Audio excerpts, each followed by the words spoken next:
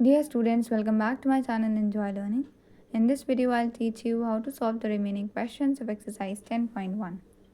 Question number 2 says that describe how the following expressions are obtained.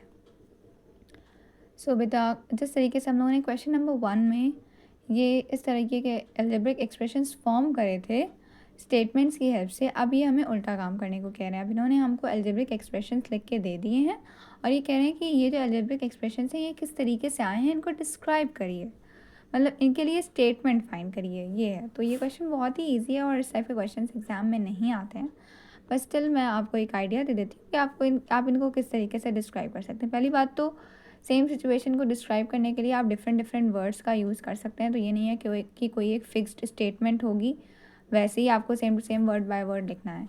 अब जैसे कि जो हमारा फर्स्ट वाला है 2ab + 9, तो हम लोग को यहाँ पे क्या दिख रहा है, इसको आप क्या कह सकते हैं, 2ab क्या है, इन 2a और b इनके बीच में कोई साइन नहीं है, मतलब ये सब लोग आपस में मल्टीप्लाई तो हुए में है ना। जब मल्टीप्लाई हुए रहते हैं तभी तो मल्टीप्लाई का साइन हटा के एक साथ लिख देते हैं। तो हम लोग किस तरीके से लिख सकते हैं कि product of 2a and b increased by 9, कह सकते हैं ना। Product of the numbers 2, a and b increased by 9, या फिर आप ये लिख सकते हैं twice of the product of a and b, है ना। 2 इंटू को क्या कहते हैं, ट्वाइस कहते हैं। Twice of the product of a and b increased by 9, है ना। मोर देन 9, आप कोई भी वर्ड यूज़ करके अपनी जो भी एक्सप्रेशन में दिया हुआ है आपको बस उसे डिस्क्राइब करना है कि क्या है। तो आपको पता तो है ही है कि अगर वेरिएबल्स और कॉन्स्टेंट्स मतलब कि नंबर साथ में लिखे हुए हैं, उनके बीच में कोई साइन नहीं आ रहा है, मतलब कि वो लोग मल्टीप्लाई हो रहे हैं। और मल्टीप्लाई के लिए आपको पता है टाइम्स यूज़ कर सकते हैं, प्रोडक्ट यूज़ कर सकते हैं आप, and you know for the other parts as well. Like square है तो आप कह सकते हैं कि the product of x² and y² decreased by 3।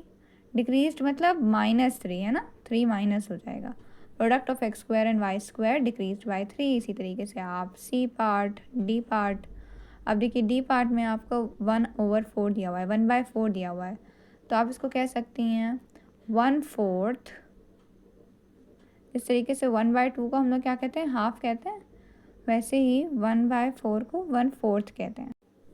1/4 of the sum of x and y, किसका 1/4 करना है, किसमें 1/4 मल्टीप्लाई हो रहा है, देखिए x और y के सम में ना, x + y में, तो 1/4 of the sum of x and y। So these are the ways to describe them. And ये क्वेश्चन कुछ भी खास इंपॉर्टेंट नहीं है, स्टिल बहुत ईजी है, तो आप इसको एक बार देख लीजिएगा। थर्ड है Abdul got 10 marks more than प्रकाश।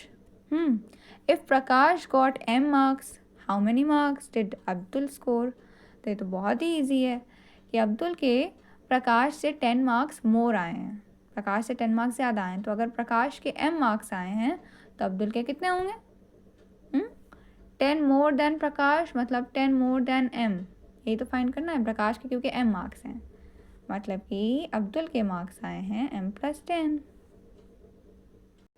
नाउ सिमिलरली क्वेश्चन नंबर 4 में भी आपको एक वर्ड प्रॉब्लम दी हुई है, दिया हुआ है कि एक टैक्सी सर्विस चार्जेस हैं ₹8 पर किलोमीटर, मतलब पर का मीनिंग होता है 1 किलोमीटर के लिए 8 रुपीज़ तो पड़ते ही पड़ते हैं, और एक फ़िक्स्ड चार्ज है 50 रुपीज़ का, वो तो सारे ही पैसेंजर्स को पे करना होता है। मतलब चाहे कोई पैसेंजर 1 किलोमीटर चले, 2 किलोमीटर की दूरी पे मतलब जाए उस ऑटो की हेल्प से, टैक्सी की हेल्प से, उसे वो 50 रुपीज़ तो देने ही देने हैं, फ़िक्स चार्ज है वो, और हर किलोमीटर पे उसे 8 रुपीज़ देने हैं, है ना, 8 रुपीज़ पर किलोमीटर। तो आपको एल्जेब्रिक एक्सप्रेशन लिखना है for the above situation if the taxi is hired for x kilometre. मतलब ये कह रहे हैं कि लेट्स से आपने टैक्सी करी x किलोमीटर कवर करने के लिए, x किलोमीटर दूर जाने के लिए, तो अगर 1 किलोमीटर पे 8 रुपीज़ चार्ज पड़ रहा है ना, पर किलोमीटर 8 रुपीज़ है, 1 किलोमीटर पे अगर 8 रुपीज़ चार्ज पड़ रहा है, तो हम लोग यहाँ पे टोटल कॉस्ट निकालना है। तो टोटल हमारा कितना कॉस्ट होगा इस सिचुएशन के लिए। एक तो हम लोगों को हर किलोमीटर पे 8 रुपीज़ हर किलोमीटर के लिए देने पड़ेंगे। तो अगर x किलोमीटर है तो हम लोग क्या कर देते हैं, मल्टीप्लाई कर देते हैं ना, अगर 1 के लिए पता है 1 से ज़्यादा के लिए निकालना है तो मल्टीप्लाई कर देते हैं। तो ये तो हमें x किलोमीटर पे देना पड़ेंगे 8x रुपीज़, प्लस जो फिक्स चार्ज है जो कि सभी को देना है, चाहे वो कितने ही किलोमीटर चलें, 50 रुपीज़ का। तो ये हमारा हो गया x किलोमीटर्स के लिए चार्ज। तो देखिए आप जो क्वेश्चन में दिया हुआ है आप स्टार्टिंग में सब वही लिख देंगे as it is. Charge of 1 kilometre taxi service 8 rupees, fixed charge 50 rupees, है ना। हमेशा ये स्ट्रैटेजी, ये मेथड याद रखिए कि क्वेश्चन में जो जो दिया हुआ है सबसे पहले तो आपको वही सारा कॉपी में, अपनी आंसर कॉपी में लिख देना है, देन उसके बाद आपको सॉल्व करना स्टार्ट करना है स्टेप बाय स्टेप। तो आपको अगर टैक्सी को x किलोमीटर के लिए हायर किया है तो आपका हो गया कॉस्ट 8x और टोटल कॉस्ट हो गया, फाइनली लिख दिएगा total cost is equal to, मैंने TC लिखा है, you write total cost. Total cost simply हो गया 8x प्लस 50। तो ये आपका आंसर आ गया, है ना। 8x तो देने ही देने हैं और 50 रुपीज़ भी देना है, तो टोटल दोनों को ऐड करके मिलेगा ना। अगर आपने 10 रुपीज़ की कैंडीज़ ख़रीदी हैं और 10 रुपीज़ का एक पेन लिया है तो आपका जो टोटल कॉस्ट होगा वो क्या होगा, 10 + 10 आपको ऐड करना पड़ेगा ना। सो अब हम लोग का ये हो गया। देन 5th क्वेश्चन, ये तो थ्योरी का क्वेश्चन है, ये थोड़ी ना आएगा कभी। अलजेब्रिक एक्सप्रेशन, हालांकि हम आपको बता भी चुके हैं फर्स्ट वीडियो में कि simply combination of numbers, alphabets and addition, subtraction, multiplication, division operators, इसको हम लोग क्या कहते हैं, अलजेब्रिक एक्सप्रेशन। मतलब कॉम्बिनेशन हो जिसमें कि नंबर भी हों, अल्फ़ाबेट भी हों और plus minus multiply divide operators भी हों। Then what is the use of algebra, this is nonsense, ये क्वेश्चन नहीं आते आपके एग्जाम में। Now the next question, question number 8। Question number 8 में बेटा आपको न्यूमेरिकल कोफिशिएंट्स लिखने हैं सारे टर्म्स के अलजेब्रिक एक्सप्रेशंस में। तो इसके लिए तो पहले आपको कुछ बेसिक चीज़ें हैं बेटा जो सीखनी पड़ेंगी। सबसे पहले तो टर्म क्या होता है, जैसे कि हमारा फर्स्ट पार्ट है a + 2b + 3c + d। तो इसको हम लोग क्या कहते हैं, ये कॉम्बिनेशन है ना एक, इसमें नंबर्स भी हैं, इसमें अल्फ़ाबेट्स भी हैं, इसमें प्लस साइन भी है, कोई भी sign plus minus multiply divide sign हो। तो अगर हमारे पास कुछ नंबर्स हैं, कुछ अल्फ़ाबेट्स हैं, कुछ साइंस हैं, कुछ ऑपरेटर्स, हम लोग इनको एक्चुअली में कहते हैं, we call it them operators. तो वो हमारा एक्सप्रेशन बन गया, ये तो आप जान गए, combination of all these. Now terms क्या होता है, वेरी इजी एंड सिंपल। जैसे कि ये पूरा हमारा एक अलजेब्रिक एक्सप्रेशन है। अब इसमें कितने टर्म्स हैं, टर्म्स का मतलब होता है इसके कितने पार्ट्स हैं, आपको वो देखना है। तो पार्ट्स हम लोग कैसे फाइंड करते हैं, जहाँ पे भी देखिए बीच में या तो प्लस का साइन या फिर माइनस का साइन आया है, वहाँ पे हमारा जो अलजेब्रिक एक्सप्रेशन है वो छोटे छोटे पार्ट्स में ब्रेक हो गया है ना। बहुत ही ईज़िली हम लोग इसको समझते हैं। जैसे कि अगर मैंने ये एक बॉक्स बनाया, ठीक है, यहाँ पर हमने इसको, ये बीच बीच से हमने इसको कट कर दिया। तो अब मैं आपसे पूछूं इसमें कितने पार्ट्स हैं इसके, तो आप सिंपली क्या करेंगे, जहाँ यहाँ से स्टार्टिंग से स्टार्ट किया, पहली लाइन आई, ये फर्स्ट पार्ट हो गया। फिर इस लाइन से स्टार्ट किया, दूसरी लाइन आई बीच में पार्टीशन वाली लाइन, तो ये आपका सेकेंड पार्ट हो गया। तो इस तरीके से आपने काउंट किया तो आपके कितने पार्ट आ गए, 4 पार्ट आ गए। उसी तरीके से एक अलजेब्रिक एक्सप्रेशन को छोटे छोटे पार्ट्स में कौन ब्रेक करता है, लाइनें तो नहीं बल्कि प्लस या माइनस साइन। कौन छोटे छोटे पार्ट्स में डिवाइड करता है, प्लस या माइनस साइन।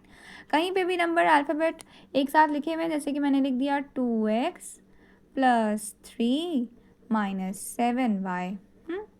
आपको बस कुछ नहीं करना, आपको देखना है कहाँ कहाँ पे बीच में प्लस माइनस साइन आ रहा है, फिर आपको पता चल जाएगा कि ये एक्सप्रेशन, अच्छा ये एक पार्ट है, ये दूसरा पार्ट है, ये तीसरा पार्ट है, ये चौथा पार्ट है, एंड सो ऑन। तो सिंपली ये हमारा बीच में एक प्लस साइन आया, यहाँ पे एक माइनस साइन आया, और तो कहीं कोई प्लस माइनस नहीं आया। तो बस आपको क्या करना है, स्टार्टिंग से स्टार्ट करना है। ये हमारा फर्स्ट टर्म चल रहा है, अरे प्लस साइन आ गया, ब्रेक हो गया, तो ये 1 टर्म हो गया।